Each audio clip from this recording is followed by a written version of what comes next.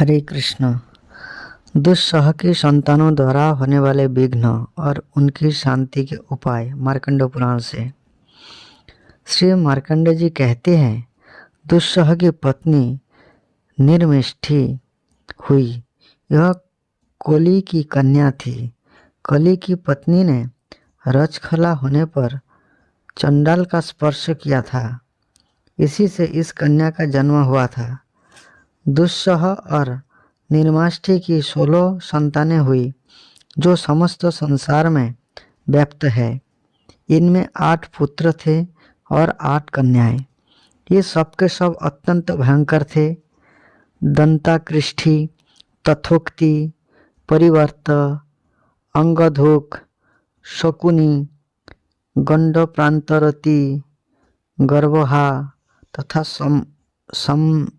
सस्सहा, ये 8 पुत्र थे। नियोजिका, विरोधिनी, संहारिका, ब्राह्मणी, ऋतुहारिका, स्मृतिहरा, बीजहरा तथा विद्वेषिनी, ये 8 कन्याएं थी, जो संपूर्ण जगत को भय देने वाली हुई। अब मैं इनके कर्म तथा इनके होने वाले दोषों की शांति के उपाय बतलाऊंगा। पहले 8 दोनों के बहुत से पुत्र हुए। पहले 8 पुत्र के विषय में सुनो। दंताकृष्टि छोटे बच्चे के दांतों में स्थित होकर उनमें रगड़ पैदा करती है। इस प्रकार वो दुस्सह नामक आलक्ष्मी पुत्र को यहाँ बुलाना चाहता है। उसकी शांति के लिए सोए हुए बालक की सज्जा और दांतों पर सफ़ेद सरसों छींटना चाहिए तथा सुवर्चला अर्थात ब्राह्मी नामक औषधियों से स्नान कराने और उत्तम शास्त्रों का पाठ करने से भी यह दोष दूर होता है। दुस्सह का दूसरा पुत्र तथोक्ति जब आता है तब वह बारंबार वही हो ऐसा कहता हुआ मनुष्य को शुभाशुभ में लगा देता है। यदि अकस्मात शुभाशुभ की प्रवृत्ति हो तो उसे तथोक्ति की ही प्रेरणा समझनी चाहिए। यदि शुभ का कथन या श्रवण हो तो विद्वान पुरुष उसे मंगलमय बतावे, और यदि अशुभ का श्रवण या कथन हो तो उसकी शांति के लिए भगवान विष्णु, चराचर गुरु ब्रह्मा तथा अपने अपने कुल देवता के नामों का कीर्तन करना चाहिए, जो अन्न के गर्भ में दूसरे गर्भ को रखने और बदलने में प्रसन्नता का अनुभव करता है तथा कोई बात कहने के लिए उत्सुक मनुष्य के मुख से किसी और ही बात को कहला देता है। वह दुस्सह का तीसरा पुत्र परिवर्त है। इसकी शांति के लिए भी तत्ववेत्ता पुरुष पीली सरसों छिड़के और रक्षोघ्न मंत्रों का पाठ करे। अंगधुक नामक चौथा कुमार वायु के समान मनुष्य के अंग में प्रवेश करके स्फुरण फड़कने आदि के द्वारा शुभाशुभ फल की सूचना देता है। उसकी शांति के लिए कुशों से शरीर को झाड़े। दुस्सह का 5वां कुमार शकुनी कौवे आदि पक्षियों के अथवा कुत्ते सियार आदि पशुओं के शरीर में स्थित होकर अपनी बोली से शुभाशुभ फल की सूचित करता है। उसमें भी अशुभ सूचक शब्द होने पर कार्यारंभा का परित्याग करना चाहिए और शुभासूचक शब्द होने पर अत्यंत शीघ्रता के साथ कार्यारंभ कर देना चाहिए, ऐसा प्रजापति का कथन है। द्विज श्रेष्ठ गंड प्रांतरति नामक 6ठा कुमार गंड प्रांतों में आधे मुहूर्त तक स्थित हो सब प्रकार के कार्यारंभा का नाश और मांगलिक कर्म तथा अनिंदनीयता प्रतिष्ठा का अपहरण करता है। ब्रह्मा के आशीर्वाद, देवताओं की स्तुति, मूल शांति, गोमूत्र और सरसों मिले हुए जल से स्नान, जन्मकालिक नक्षत्र और ग्रहों के पूजन, धर्ममय उपनिषदों के पाठ, शास्त्रों के दर्शन तथा गंडात में पैदा हुए बालक की अवज्ञा, कुछ काल तक इसका मुंह ना देखना से उसके दोषों की शांति होती है। सातवां कुमार गर्भहा बड़ा भयंकर है, जो स्त्रियों के गर्भ में प्रवेश करके गर्भस्थ पिंड को अपना ग्रास बना लेता है। प्रतिदिन पवित्रता पूर्वक रहने, प्रसिद्ध मंत्र कवच आदि लिख कर बांधने, उत्तम फूलों आदि की माला धारण करने, पवित्र गृह में रहने तथा अधिक परिश्रम न करने से गर्भवती स्त्री की उसके भय से रक्षा होती है, अतः उसके लिए सदा चेष्टा करनी चाहिए। उसी प्रकार आठवां कुमार सम्यहा है, वह खेती की उपज को नष्ट करता है, उसकी भी शांति करनी चाहिए। इसके लिए उपाय है खेतों में पुराना जूता रखना, अपसभ्य होकर वहां जाना, चंडाल का उसमें प्रवेश करना, खेत के बाहर पूजा चढ़ाने और चंद्रमा एवं जल वरुण के नामों या मंत्र का कीर्तन करना। दुस्सह की पहली कन्या नियोजिका है, वह मनुष्य को पराई स्त्री और पराये धन के अपहरण आदि में लगा देती है। पवित्र ग्रंथों, मंत्रों अथवा स्तुतियों के पाठ से तथा क्रोध, लोभ आदि दुर्गुणों का त्याग करने से उसकी शांति होती है। विद्वान पुरुषों को चाहिए कि नियोजिका मुझे इन दुष्कर्मों में लगा रही है, वो विचारक उसका विरोध करते हुए उन कर्मों का त्याग करे। जब कोई अपने को गाली दे या मार बैठे तो भी वही सोचकर कि नियोजिका ने ही इसे इस बुराई में लगाया है, क्रोध आदि के वशीभूत ना हो। इसी प्रकार विद्वान पुरुष सदा इस बात का स्मरण करता रहे कि नियोजिका ही मुझको और मेरे चित्त को पर स्त्री संसर्ग में लगाती है। दूसरी कन्या का नाम विरोधिनी है, यह परस्पर प्रेम रखने वाले स्त्री पुरुष में, भाई बंधुओं में, मित्रों में, पिता माता में, पिता पुत्र में तथा सजातीय पुरुषों में विरोध डाला करती है। अतः बलि कर्म, पूजोपहार, समर्पण करने, कठोर बातों को सहने तथा शास्त्रीय आचार विचार का पालन करने के द्वारा उसके भय से अपनी रक्षा करे।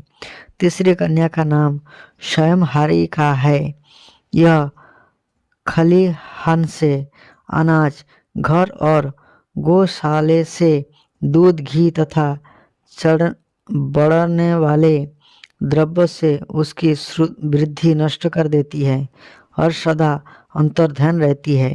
इतना ही नहीं, रसोई घर से अधप का अन्न तथा अन्न भंडार से अनाज चुरा लेती है और परोसी हुई रसोई को भोजन करने वाले मनुष्य के साथ स्वयं भी भोजन करती है। मनुष्य के झूठे अन्न तक चुरा लेती है। जोते हुए खेत, घर और शाला से रिद्धि सिद्धि को हड़प लेती है। गायों और स्त्रियों के थनों से दूध गायब कर देती है। दही से घी, तिल से तेल, कुसुम्भ आदि का रंग तथा रुई से सूत हर लेती है। इस प्रकार स्वयंहारी का निरंतर अपहरण में ही लगी रहती है। उससे रक्षा होने के लिए अपने घर में मोर के जोड़े रखे, स्त्री की कृत्रिम मूर्ति बनाकर स्थापित करे, घर की दीवार पर रक्षा के मंत्र और वाक्य लिखे, घर के भीतर जूठन ना रखने दे, हवन की अग्नि से तथा देवताओं के धूप देने से जो भस्म हो उसे लेकर दूध आदि के बर्तन में लगा दे। गाय और स्त्री के स्तन में तथा अन्न भंडार आदि में भी उस भस्म का स्पर्श करा दे। इससे रक्षा होती है। जो एक स्थान पर निवास करने वाले पुरुष के मन में उद्वेग पैदा करती है वह ब्राह्मणी नाम की कन्या है। उसकी शांति के लिए आसन, सज्जा तथा उस भूमि पर जहाँ मनुष्य रहता हो पीले सरसों छीट दे। साथ ही एकाग्रचित होकर पृथ्वी सूक्त का जप करें। दुस्सह की पांचवी कन्या स्त्रियों के मासिक धर्म नष्ट करती है, इसलिए उसे ऋतिहारी का जानना चाहिए। उसकी शांति के लिए स्त्री के तीर्थ में देवालय के समीप, चैत्य वृक्ष के नीचे, पर्वत के शिखर पर तथा नदी के संगम एवं सरोवर में नहलाना चाहिए।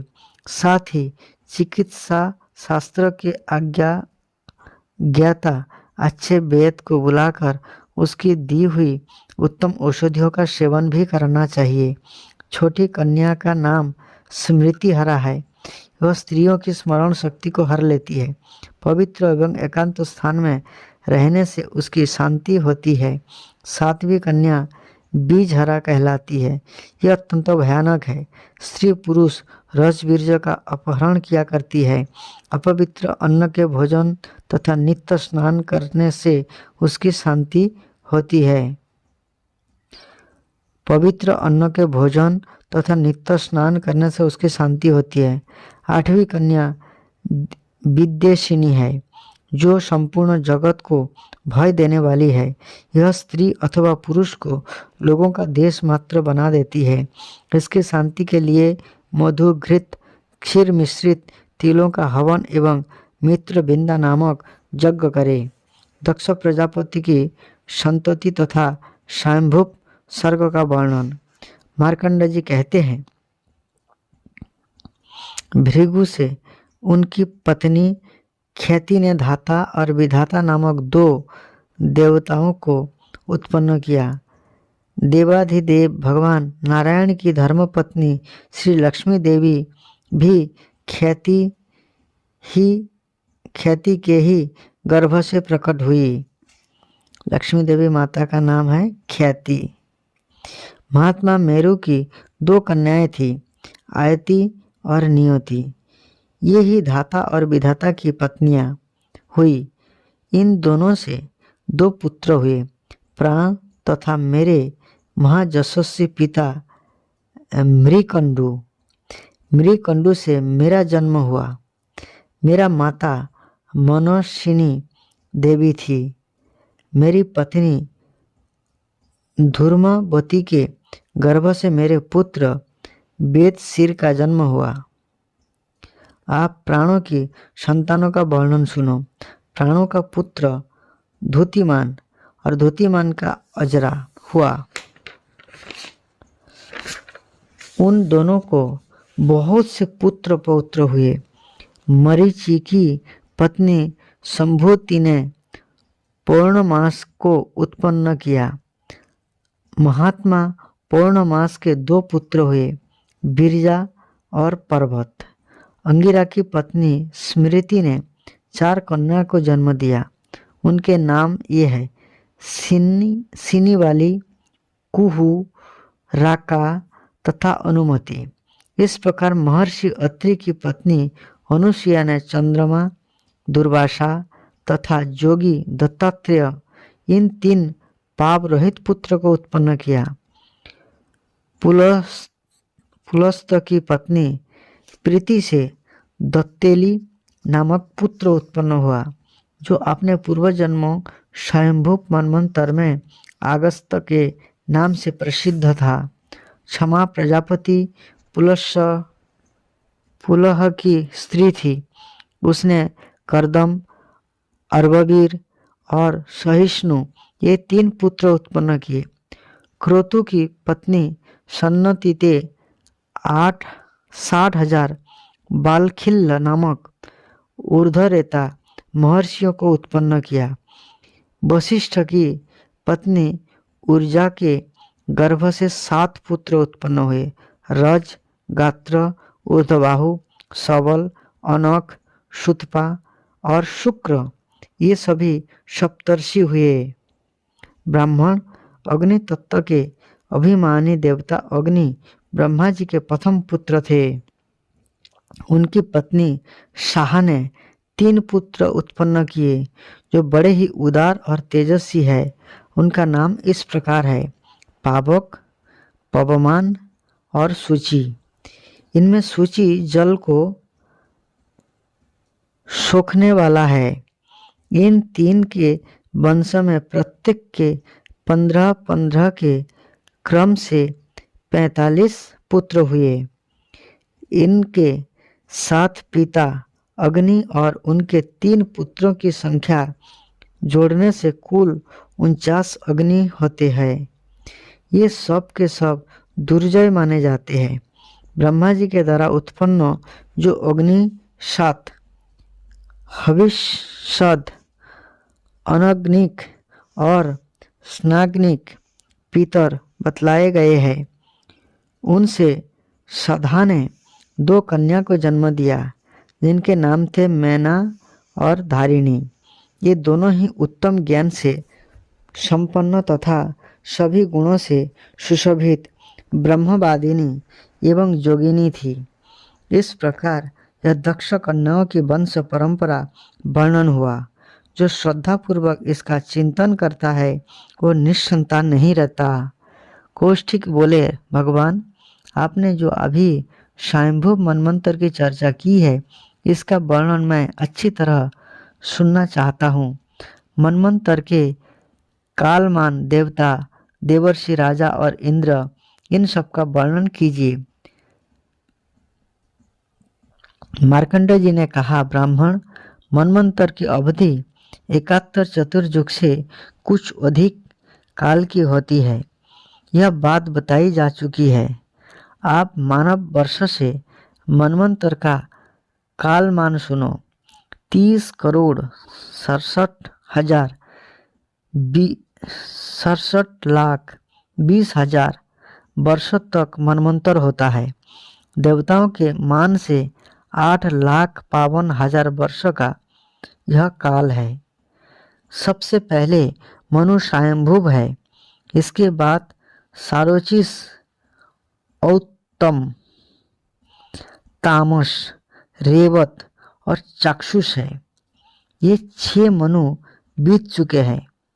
इस समय वैवस्वत मनु का राज्य है। भविष्य में सावर्णी नाम वाले 5 मनु, रोच मनु तथा भौम मनु, ये 7 और होने वाले हैं। इनका विस्तृत वर्णन मनमंत्र के प्रकरण में करेंगे। ब्राह्मण, इस समय मनमंत्रों के देवता, ऋषि, इंद्र और पितरों का परिचय देता हूँ तथा इनकी उत्पत्ति, संग्रह एवं संतानों का भी वर्णन करता हूँ। साथ ही यह भी बतलाता हूँ कि मनु और उनके पुत्र की राज्य का क्षेत्र कितना था। पहले स्वयंभू मनमंत्र के प्रथम त्रेता युग में प्रियव्रत के पुत्र अर्थात स्वयंभू मनु के पौत्र ने पृथ्वी के वर्ष विभाग किए थे। प्रजापति कर्दम जी की पुत्री प्रजावती राजा प्रियव्रत को बही गई थी। उसके गर्भ से 2 कन्याएं और 10 पुत्र हुए। कन्याओं के नाम थे सम्राट और कुक्षी। उन दोनों के 10 भाई प्रजापति के समान तेजस्वी और बड़े शूरवीर थे।